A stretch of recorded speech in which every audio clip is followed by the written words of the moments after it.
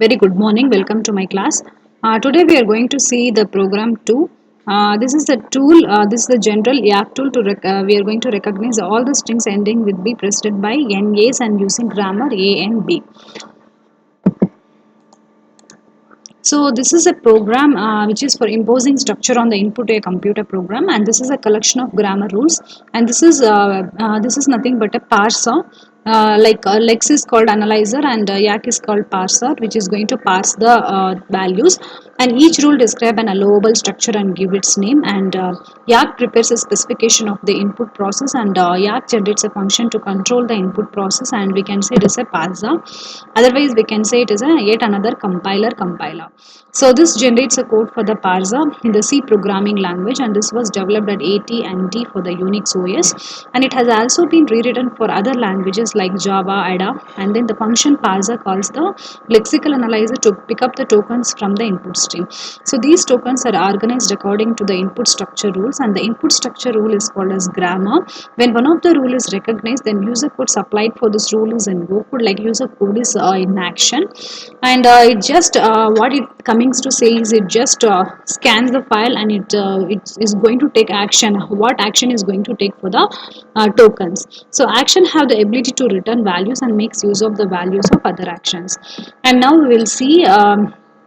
We already saw this, and we are going to see the steps in writing Yak program, and we are using the extension called y, file name .y, and then we are using the second step Yak d file name .y, and we are for compiling we are using the C compiler cc y.tab.c lex.yy.c -ll. So to run the program we are using /a.out, and now we'll see the structure of Yak source program. We have the same as like Lex. We have three sections in this: the declaration section and rule sections, and then uh, code section. So this is the general format for the Yak file, and it is very similar to that of the Lex file. And we have the definition section, and we have the rule section and user subroutines. So definition section, which these files are separated by the delimiters percentage and percentage, and so this is a delimiter to the mark of the beginning of the rule section. Now this is the definition section. So it just defines a stack type for the parser, and it is a union of various data structures and objects, and these are the terminals written by the YYLex function to the Yak. So a token can also have type associated with it for a good type checking and syntax direct translation, and this can be specified as percentage token and stack member token name. So this is the rule section. The rule section simply consists of a list of grammar rules, and it has a form called body, and this represents a non-terminal name, the colon and semicolon. These are the Yak punctuation, and this body represents the names and literals. And the names used in the body of a grammar rule may represent the tokens and non-terminal symbols. So the literal consists of a character enclosed in single quotes. So now we'll see the coding part. So first thing is Lex part and then only Yak part.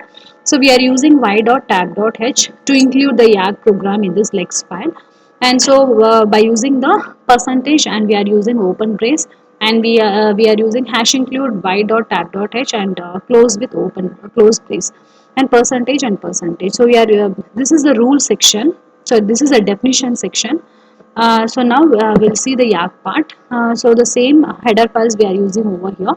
Opening with percentage and open brace, hash include stdio.h and hash include stdlibrary.h.